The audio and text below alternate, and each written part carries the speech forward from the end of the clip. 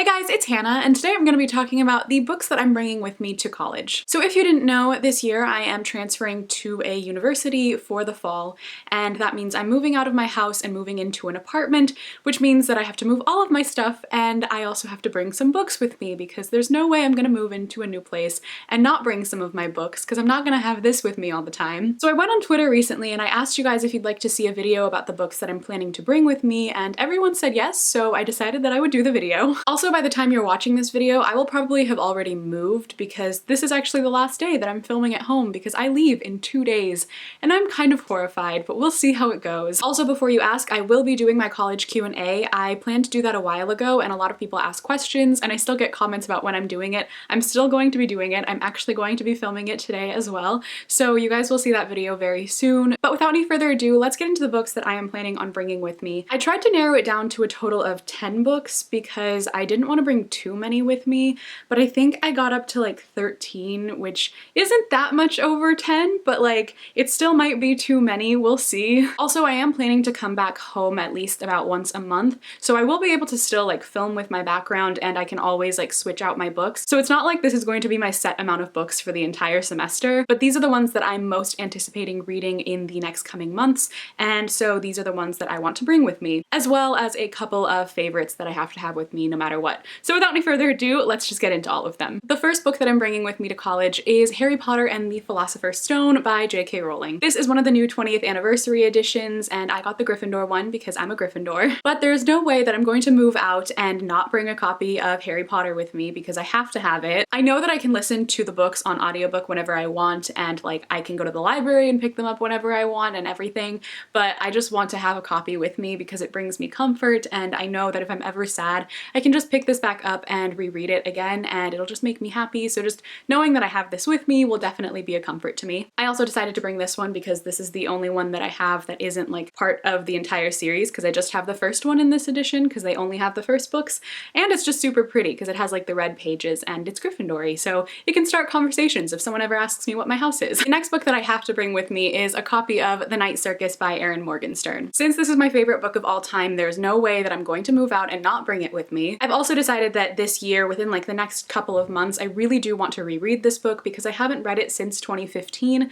and that was the first time I fully read it. I've reread parts, I've read like halfway through again, like multiple times, but I've never fully completed it again, so that's what I really want to do this year. Also, again, it's another book that just brings me great comfort, and if I make friends and anyone ever asks me for a book to read, I can just hand them this and tell them to read The Night Circus, and then we can be best friends. The next book that I'm bringing with me is a copy of Jane Steele by Lindsay Fay. From what I understand about this book, it is a Jane Eyre retelling, or it's kind of inspired by Jane Eyre, and it follows a girl named Jane Steele who is actually a serial killer. I've had this book on my shelf for a while now, and I've always been so intrigued by the synopsis. It's also one of Joss from Scribbles Reads' favorite books of all time, and she's always recommended it to me, so I decided to bring a copy with me so I can finally get to reading it. And I also think that it would be a perfect book to read around like the October time because it's more of a darker subject, and I really think that I'm going to enjoy it. The next book that I'm bringing with me is Rebecca by Daphne du Maurier. This is another book that people have told me is another Jane Eyre retelling, or it's like inspired by Jane Eyre, but then I've also heard that it's not exactly inspired by Jane Eyre, it's just kind of gothic. But it follows the story of this woman who ends up marrying this man who she doesn't know very much about,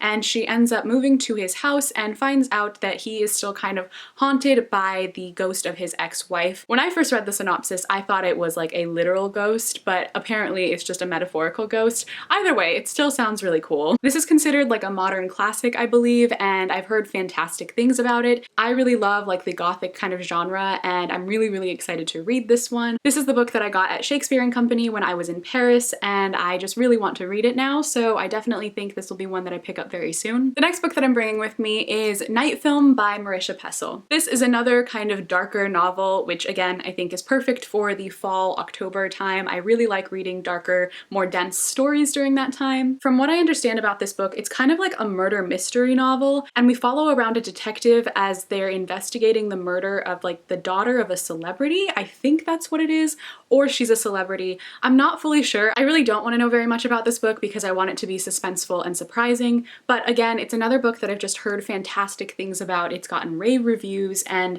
I just think that it's going to be a really fun, dark, mysterious story that I'm really going to enjoy. The next book I have here is one that a lot of people have been telling me to read, and I have been saying that I'm going to read for like the past 2 years, and I still haven't read it, but I'm finally going to change that because I made a vow that I was going to read it in 2017, and I'm still going to stick to that. 2017 isn't over yet. But that book is The Name of the Wind by Patrick Rothfuss. This is a high fantasy novel that everyone has been telling me to read, as I said, because you all know how much I love fantasy, and apparently this is one of the best out there. It's huge. And there's another book that's equally as long, if not longer, and then there's going to be a third book which still doesn't even have a release date apparently, which is part of the reason I've also been putting this off. But all I really know about it is that it follows the story of this very well-known, like infamous magician who is just very powerful and everybody knows of him, and he's kind of just telling his story, like the story of his life. And that premise just sounds really interesting. I'm really in the mood for some high fantasy right now because I've been reading pretty much nothing but contemporary all summer, and now that it's fall and winter time, I'm definitely getting in the mood for some more fantasies, and this is one that I cannot wait to pick up. The next book I have here is The Humans by Matt Haig. This is another book that I don't know very much about because it's kind of more of like an abstract topic. All I really know is that it's kind of like a commentary on humanity and just who we are as people and what it means to be human. This copy doesn't even have a synopsis on it, so I can't even read that, but the back says that The Humans is a rollicking novel about math, murder, poetry, and peanut butter, and casts a sharp eye on the triumphs and foils of our weird, wonderful species. And that just sounds really, really good to me. I really like when realistic books tackle things in metaphorical ways, so I am very excited to read this one. It's another one that I've heard great things about, and it's a bit shorter, so I think that I'll be able to get through it very quickly, and I am looking very much forward to reading it. The next few books I have here are all some advanced copies that I got from Book Expo this year, and they're ones that I want to read because their release dates are in the next few months, so I thought now would be a good time to finally get to them. The first one is Witchwood by Tahira Mafi. This is a Persian-inspired fantasy about a girl who washes dead bodies. That's all I really know, that's all I need to know, and I'm already so excited for this book. I don't get to see much Persian representation in a lot of literature, especially YA, and Tahira Mafi being Persian herself makes me really, really excited to read this book, and I'm hoping that I can really identify with it a lot because, like I said, it's not something that I get to see very often, and the fact that it's also a fantasy makes me really, really excited, and it just sounds so awesome, and the cover is also just so pretty, so I cannot wait to read and review this one. The next arc I have is All the Crooked Saints by Maggie Stiefvater. All I really know about the plot of this one is that it takes place in Colorado in the 1960s, and we follow around this Latino family who all have magical abilities, and that's all I really know, but I have heard some mixed reviews about this one. I've heard some people say that the representation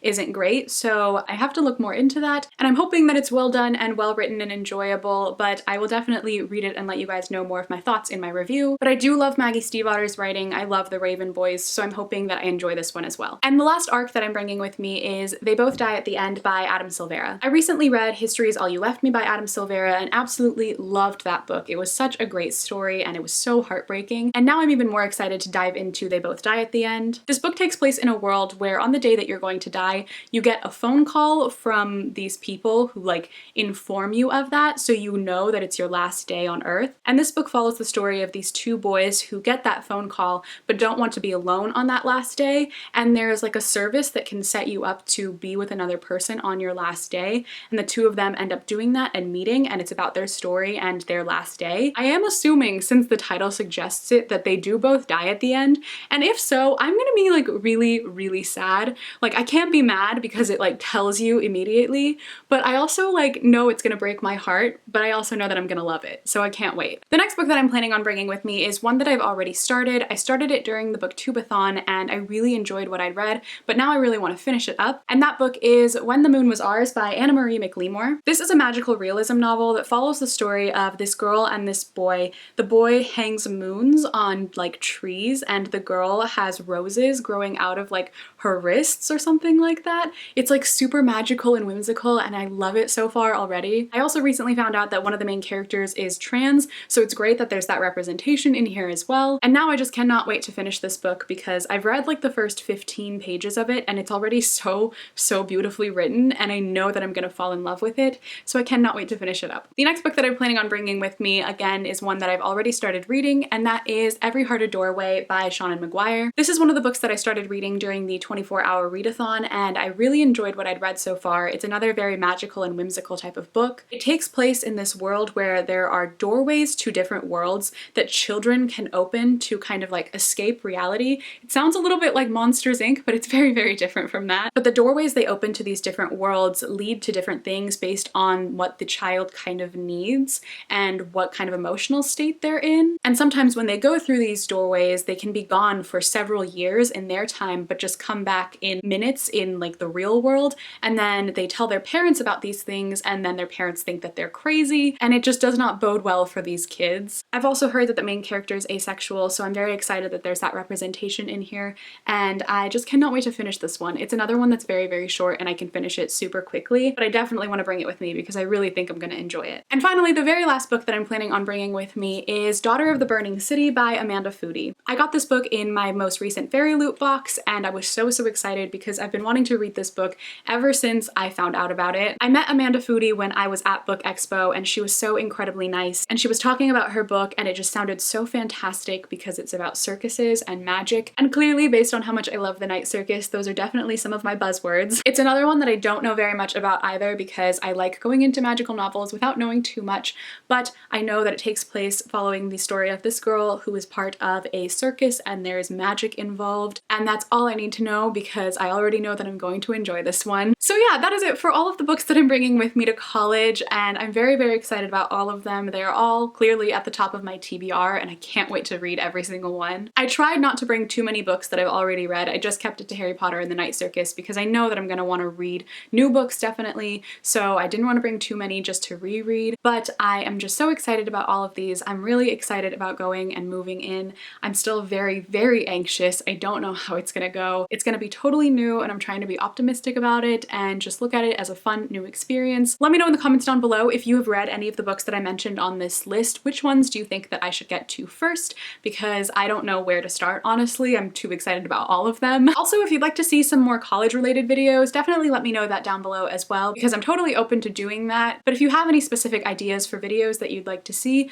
please let me know and I will definitely make them if I can. If you'd like to follow me on any of my social media, all of my links are in the description box as always. But thank you all so much for watching this video. I hope you enjoyed, and I will see you in my next video. Bye!